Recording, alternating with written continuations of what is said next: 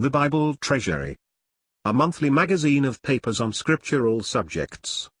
Article 15, Volume 8, 1870, and 1871. God's Communications in Grace and the Saints' Intercession. Genesis 18. 1870, 130. The Lord communicated the knowledge of what he was about to do concerning Sodom. The place the church stands in is similar to that of Abraham with God, and this word is a very descriptive display of the ground of intimacy the Lord sets his people on with himself.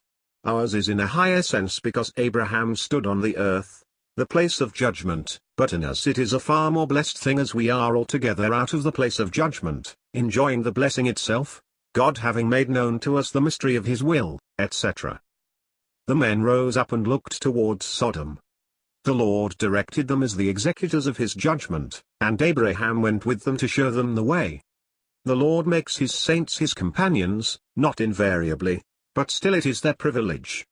Who hath known the mind of the Lord? But we have the mind of Christ.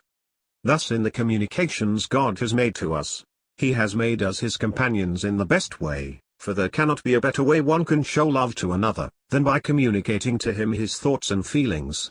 Enoch walked with God, and he was not, for God took him.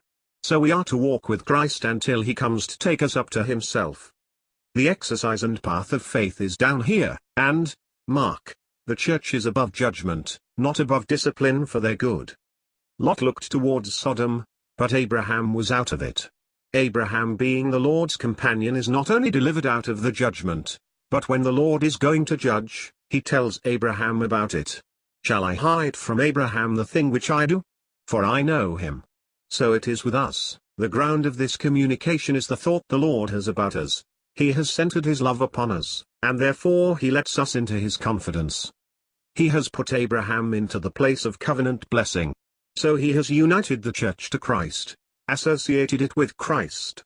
And he says, if I have brought Abraham into this place I will introduce him into the knowledge of what it is, spoken of his house for a great while to come. So God has made known to us the mystery of his will because of the place in which he has put the church. I know him. There is great blessing in this word. It is a different thing from the judgment. The Lord does not talk in this way about those he is going to judge. When he talks about judgment, he talks about inquiring, I will go down and see, and until he has fully investigated it, he will not touch them. It is not so with the saints. He has no need to go down to see about them, for he fully knows them, as he said of Abraham I know him.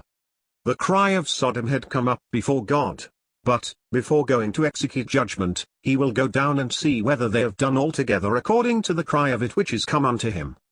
The men went towards Sodom, but Abraham stood yet before the Lord. That is blessed. Thus if the Lord knows Abraham, so that he is able to get the blessing, he stays with the Lord himself. He is going to bring judgment on the world, but he will not smite until he cannot help it, but no judgment coming on the world can separate Abraham from God. God's eye so rests upon Abraham, that Abraham rests quiet in God.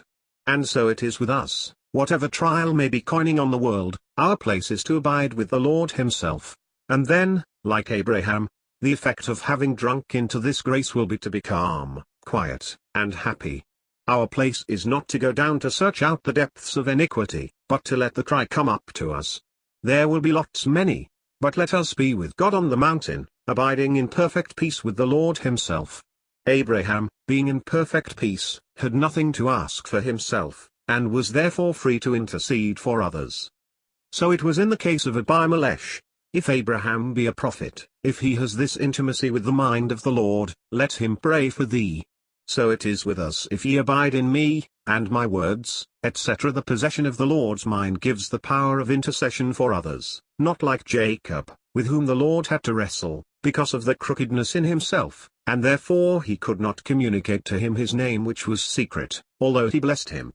Jacob had to get the blessing for himself, and therefore he had not power to get it for others. But Abraham had the knowledge of that communion which must produce great peace and joy. There is reverence, of course I am but dust and ashes, but perfect intimacy as well. And the Lord went his way as soon as he had done communing with Abraham, and Abraham returned to his place.